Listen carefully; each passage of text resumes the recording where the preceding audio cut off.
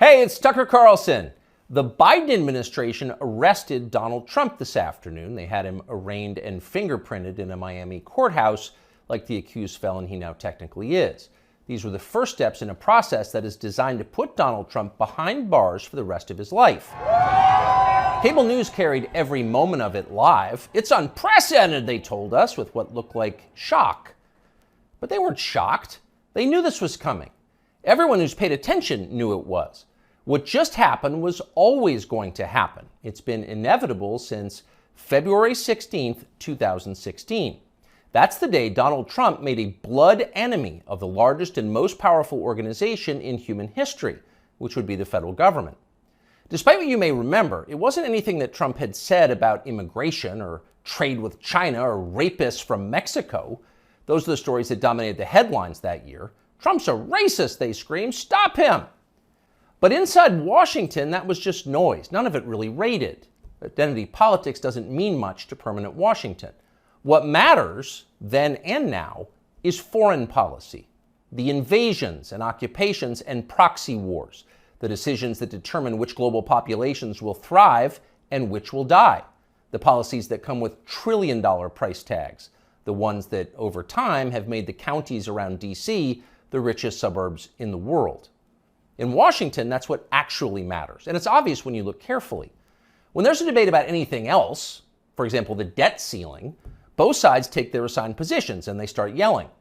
But when Congress decides to start a war, no matter how foolish or counterproductive or obviously disconnected from America's core interests that war may be, when that happens, the leaders of both parties automatically jump behind it like circus clowns. And then they stay there, sometimes for decades. They defend that war relentlessly against all evidence until somebody finally rings the all-clear bell and they can begin to admit that actually, maybe it wasn't such a great idea. We meant well, but it just didn't work out. The good news is we've learned a lot of important lessons. In the end, they usually do say something like that, but only after emotions have cooled and the damning details have begun to fade from collective memory.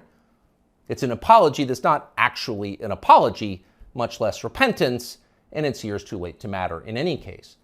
But until then, that's all you're getting. Until then, no dissent is allowed. That's the first rule of Washington. But somehow, Trump didn't bother to follow it. He is from out of town, so maybe he didn't know it was a rule, or maybe he just didn't care. Either way, 7.5 years later, we can point to the precise moment that permanent Washington decided to send Donald Trump to prison. Here it is. It's from the Republican candidates debate in Greenville, South Carolina. We should have never been in Iraq. We have destabilized the Middle East. They lied. They said there were weapons of mass destruction. There were none, and they knew there were none. There were no weapons of mass destruction. All right. We should never have been in Iraq, Trump said. We destabilized the Middle East. Now, by the time Trump said that, a lot of Republican primary voters were starting to reach the same conclusion. How could they not? But it was the next line that doomed Trump to today's arrest. They lied, he said. There were no weapons of mass destruction, and they knew there were none. Now, when he said that, a few in the crowd booed. Most just sat there in silence, stunned. Can he say that? Well, he said it anyway. And by saying that, he sealed his fate. That was the one thing you were not allowed to say, because it implicated too many people on both sides, which on this topic is really just one side. Hillary Clinton was guilty of it, but so was Paul Ryan.